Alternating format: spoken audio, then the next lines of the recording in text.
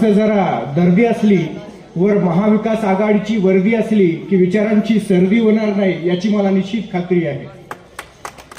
खरं तर लोकसभा पोटनिवडणुकीच्या अनुषंगाने आणि देगलूर बिलोली विधानसभा निवडणुकीच्या अनुषंगाने या ठिकाणी प्राध्यापक रवींद्रजी चव्हाण साहेब हे लोकसभेसाठीचे उमेदवार, तर देगलूर बिलोलीसाठी माननीय आदरणीय निवृत्तीदादा कांबळे साहेब यांच्या प्रचारात ही सभा घेतलेली आहे।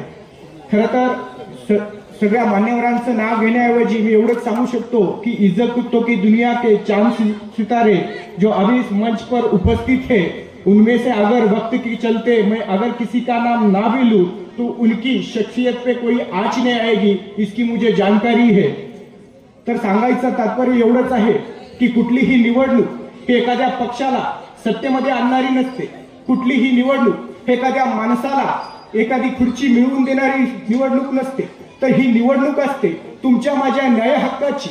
ही निवडणूक असते येणाऱ्या 5 वर्षाचं भवितव्य या मतदारसंघाचं कसं ठरवलं पाहिजे ही ठरवण्याची ही निवडणूक असते। आमचे जे सुशिक्षित पोरं आज बेरोजगार होऊन फिरतायत यांचं भवितव्य घडवण्याची। त्यामुळे अशा मतदारसंघाला गेली 70 वर्षाचा जर तुम्ही शिलालेख आडालेख काय जे काय करून बघितला तर या भागाचा या मतदारसंघाच्या विकासाचा जो अनुशेष पूर्ण व्हायला हवा होता तो अजून झालेला नाही। म्हणजे आजही तीच परिस्थिती आहे। मग ही परिस्थिती बदलायची असेल, इथल्या माणसांना जलकल्याणाच्या योजना काय असतात हे खऱ्या अर्थानं दाखवायचं असेल तर तुमच्या आमच्या माणसातून एक नेतृत्व उभा राहिलेला माणूस या भागाला मिळाला पाहिजे। आणि नेमकी तीच संधी महाविकास आघाडीने शोधली आणि देगलूर बिलोली विधानसभेसाठी माननीय निवृत्तीदादा कांबळे साहेब यांचं नाव त्यांनी सूचित केलं। खरं तर कांबळे साहेब हे तुमच्या आमच्यासारखे सर्वसामान्य कुटुंबातील माणूस आहे।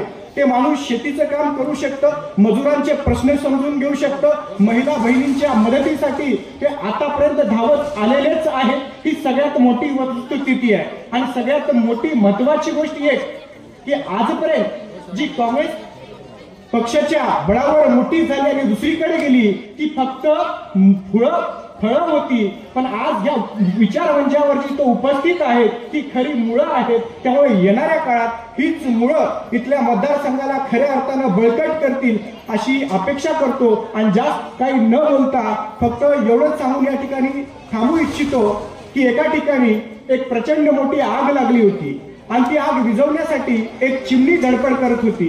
ती चिमणी आपले एवढीचे पंख फैलावायची, फडफड करत शेजारच्या तळ्यापर्यंत जायची, त्या तळ्यातलं पाणी आपल्या चोचीत घ्यायची आणि त्या आगेवर आणून टाकायची। त्या चिमणीची धडपड एक कावळा पाहत होता। तो कावळा तिला म्हणाला, अगं एक चिमणी, तुझी चोच केवढी, तुझ्या चोचीत बसणारं पाणी केवढं आणि त्या एवढ्याशा पाण्यानं तुझी आग विझणार आहे का? त्यावेळी ती चिमणी त्या कावळे दादाला म्हणाली, खड्या कावळे दादा, तुझं माझ्या चोचीतल्या पाण्यानं इथं लागलेली आग विझणार नाही, पण यदा कदाचित जेव्हा केव्हा या आगेचा इतिहास लिहिला जाईल त्यावेळी या आग लावणाऱ्यात नाही तर आग विझवणाऱ्यात माझं नाव लिहिलं जाईल।